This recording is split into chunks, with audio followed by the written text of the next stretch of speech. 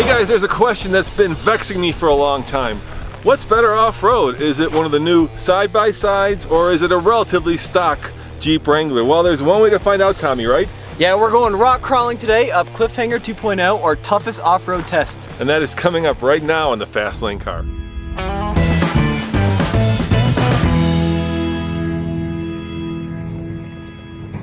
Yeehaw!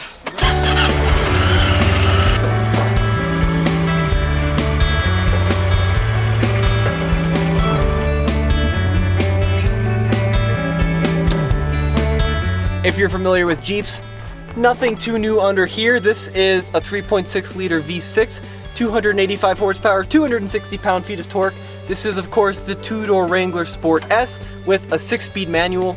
So under my hood is a battery. In fact, the engine's under the bed. I've got a 999cc twin cylinder that puts out about 75 horsepower. But that's not the cool part. The cool part is the transmission. It's a dual clutch 6-speed with, get this, paddle shifters. That is some advanced technology. Much more advanced than that. Now, I don't need advancement in the Wrangler because I've got good old school proven off-road technology, solid front and rear axles. I've got a nice solid set of 32-inch BFG mud terrains that are aired down to about 18 PSI, and of course 373 gears and a limited slip rear end. I'm gonna crush this.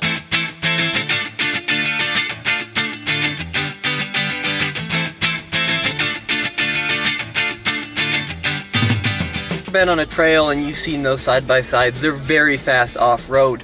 They can just kind of bound over small bumps and they're very maneuverable, but once we get into some of the bigger rocks, I think that's where the Wrangler will have an advantage.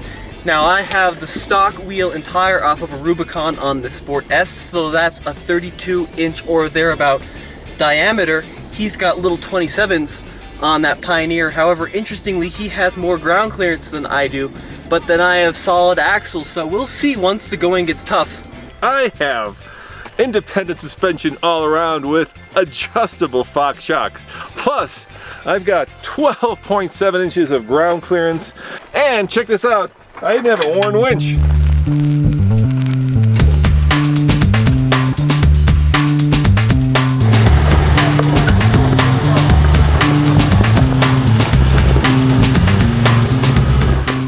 Simple question, Tommy, truth or dare? Truth is steep and a little rocky. Dare is very steep and very rocky. While I really want to push the limits of both of these vehicles, why don't we both do dare? All right, dare it is. Times 2. Who goes first?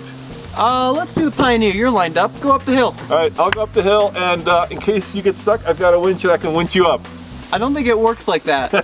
You don't think so, huh? I think my 10,000 pound winch is more likely to winch you up than this small Warn. This is a pretty, it's a pretty cute winch, let's put it that way. Okay, I'm going up there.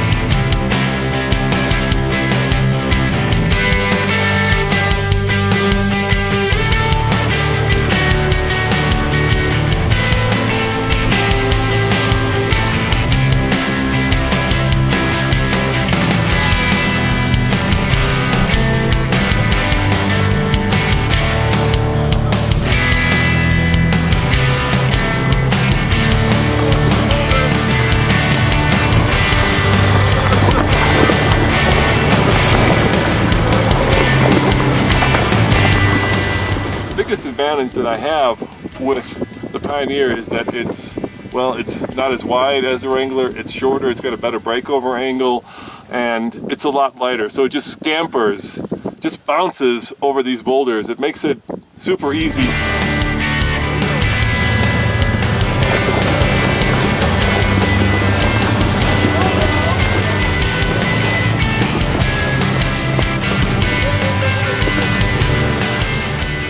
At the end of the day, that Wrangler is still a compromised vehicle because even though it's probably one of the most off-road worthy on-road cars you can buy, it's still an on-road car, whereas this is just a much more focused, much more specific off-road tool, and so I think it's a little bit better off-road for that reason.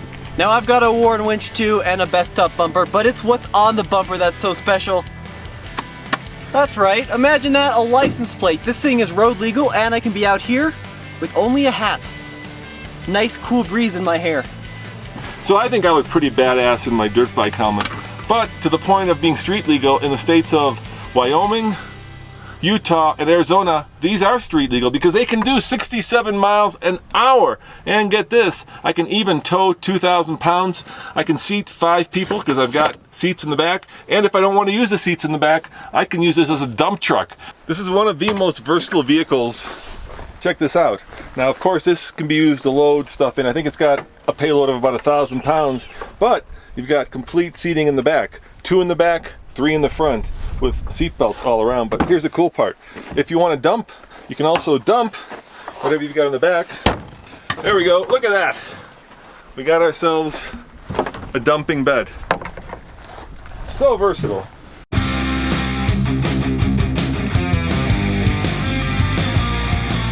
Base curb weight's right around 3,700. This one's probably closer to 4 with me and the winch and the bumpers. But I did take my hard top off. I've never done dare in this Wrangler with the limited slip, and the manual's gonna make it harder. But I think the big wheels might be giving me a bit of an advantage here. I really don't want that hitting my undercarriage, but it did anyways. I am gonna go ahead and keep a little momentum.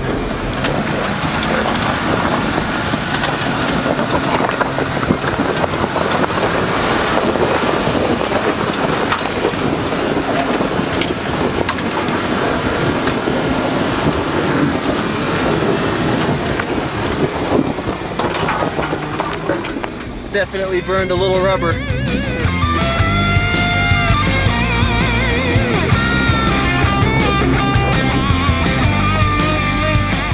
Guys, if you're gonna buy a new off-road vehicle to go have fun with out in the mountains, this Jeep Wrangler Sport 2-door with the soft top removed is about as similar as you can get to that side-by-side. This costs about 32 grand is the MSRP. The Wrangler starts at 24, so it is more expensive.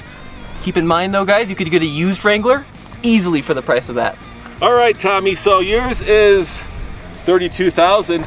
This starting is just under 17,000, and this one, 21,500. I mean, that is a bargain compared to a Wrangler.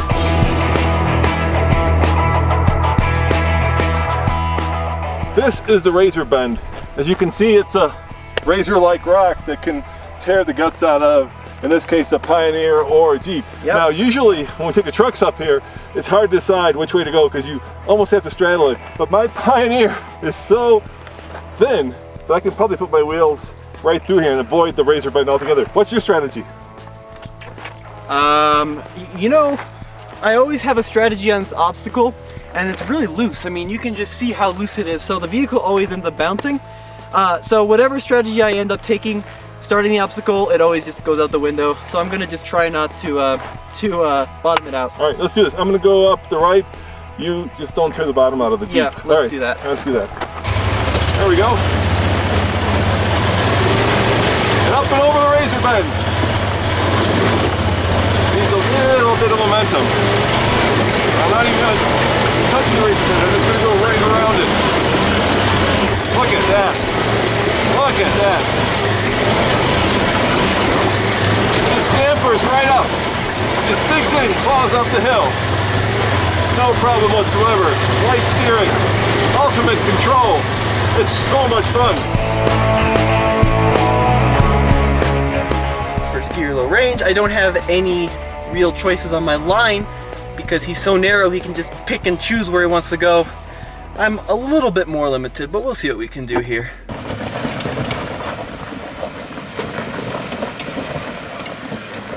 These BFGs are really handling this terrain beautifully.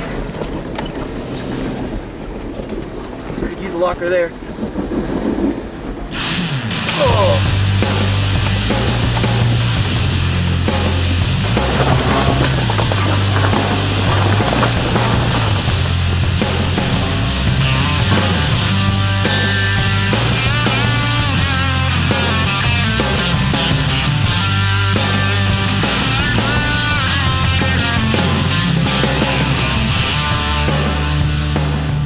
You know what, Dad? I had a chance to drive this Pioneer up that hill just about an hour ago as a chase vehicle, and what really amazes me is the ease at which it just accomplishes it. It really is just point and squirt. I mean, there's nothing to it.